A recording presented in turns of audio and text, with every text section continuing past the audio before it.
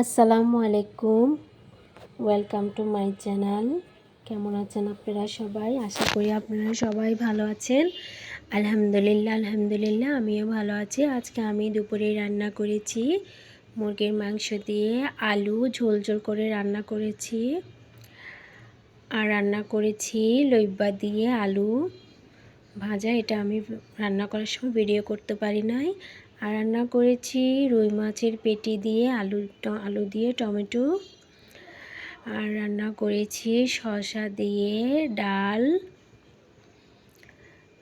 তারপরে ফাইনালি আমি খেতে বসলাম। আপনারা কোথায় থেকে আমার এই ভিডিওটা দেখতেছেন আমাকে কমেন্টস করে জানাবেন। আর ভাতের সাথে আমি প্রতিদিন 2 টুকরা 1 টুকরা লেবু চিবিয়ে না খেলে আমার ভালো লাগে না। আপনারা কে কে লেবু দিয়ে ভাত খেতে পছন্দ করেন আমাকে কমেন্টস করে জানাবেন। ভালো থাকবেন। আসসালামু আলাইকুম।